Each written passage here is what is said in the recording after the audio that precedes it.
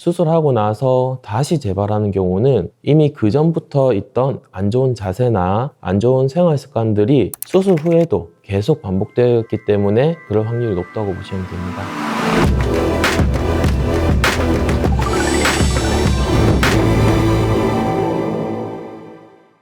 안녕하세요. 바른세상병원 척추센터 민성훈 원장입니다. 오늘은 허리 디스크의 증상 및 운동, 자세 등에 대해서 좀 알아보도록 하겠습니다.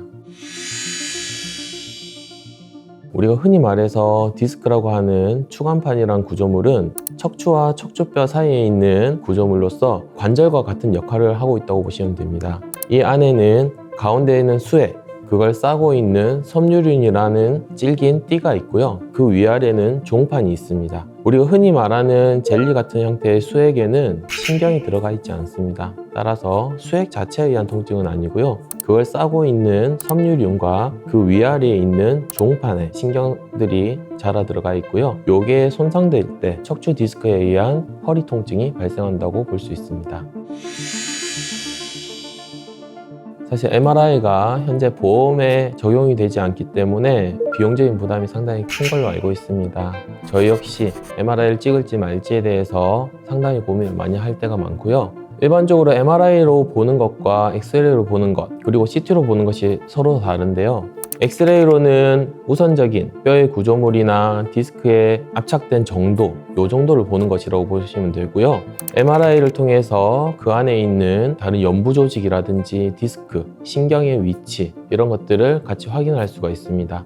단순 급성 요통으로 오신 분들 같은 경우에는 증상으로 봤을 때 MRI가 필요 없으신 분들이 상당히 많으시고요. 그 외에 만성 요통이라든지 하지 방사통을 가지고 계신 분들은 단순 디스크인지 또는 골절이나 종양 그리고 여러 가지 질환들을 감별하기 위해서 MRI 촬영이 필요한 경우가 많습니다.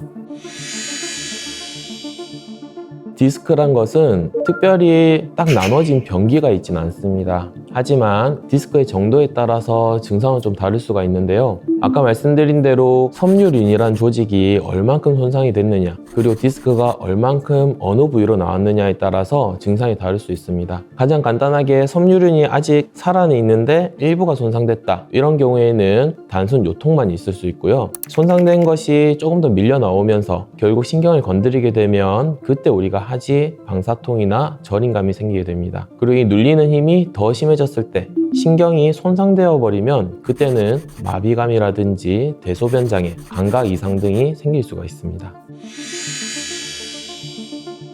허리 건강을 위해서는 두 가지가 가장 중요할 것 같습니다. 첫 번째, 자세가 제일 중요합니다. 자세라고 하면은 핸드폰을 하거나 책을 읽거나 컴퓨터를 하는 자세에서 등이 굽어지는 자세가 되는데, 이때 우리 허리에는 불균형적으로 압력이 가해지게 되고 이로 인해서 디스크의 섬유륜에 무리가 가게 됩니다. 그로 인해서 디스크 파열이라든지 여러 가지 문제들이 생기게 된다고 보시면 되고요. 다른 것보다 우리가 등을 펴는 자세, 이 자세를 유지하는 것이 중요할 것 같습니다. 그리고 두 번째는 척추 잡아주는 기립근이나 장요근, 그리고 하체의 근육들을 강화시켜 주는 것이 좋습니다. 흔히 말해서 걷기 운동이라든지 등 운동, 이런 운동들을 꾸준히 해주시는 것이 허리 건강에 도움이 많이 될 것입니다.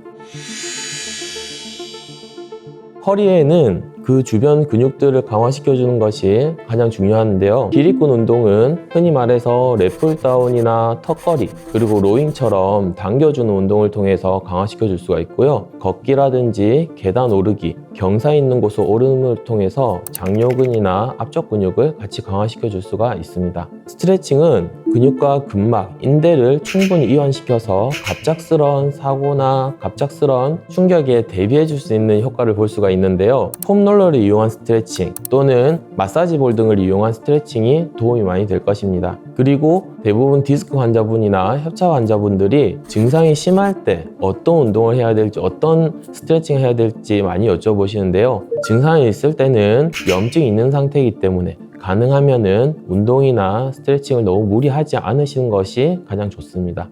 이후에 증상이 호전되고 나서 그때 운동과 스트레칭을 시작해 주시는 것이 좋을 것 같습니다. 일반적으로 단순 요통만 있는 경우에는 사실 자가 진단으로는 디스크인지 단순 염좌인지 구분하기가 좀 어렵긴 합니다. 방사통이라든지 저림감, 위압감 이런 것이 있는 경우에는 대부분이 본인이 디스크인 것 같다는 것을 느끼는데요. 우리가 일반적으로 디스크 같은 경우에는 아침에 일어났을 때 염증이 쌓이면서 통증이 악화되는 편이고 일상생활 하면서 점점 좋아진다고 보시면 됩니다. 반면에 근육통 같은 경우에는 밤 사이에 근육이 회복되면서 아침에는 호전되는 양상을 보이고 있습니다. 그렇다고 해서 100% 그렇다는 것은 아니고요. 전반적인 형태가 그렇다는 것입니다. 디스크 같은 경우에는 시간이 지나도 회복이 더디기 때문에 통증이 오래 가는 반면 단순 염좌 같은 경우에는 대체로 1, 2주 안에 증상이 호전된다고 보시면 됩니다. 그래서 만약 내 통증이 2주 이상 지속되거나 통증이 점점 악화되는 것 같다. 이런 경우는 디스크일 가능성이 높다고 보시면 됩니다.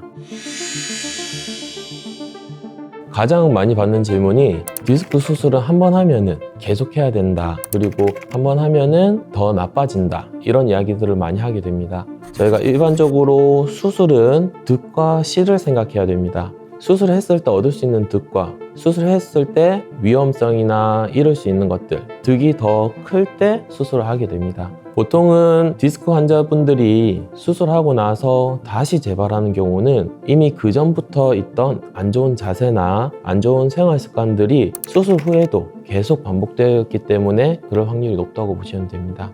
따라서 수술 자체보다는 수술 이후에 내가 좀 더 허리 건강을 위해서 노력하는 것이 필요할 것 같습니다. 오늘은 허리 디스크의 증상 및 구별에 대해서 알아보았습니다. 지금까지 바른세상병원 척추센터 민성훈 원장이었습니다. 감사합니다.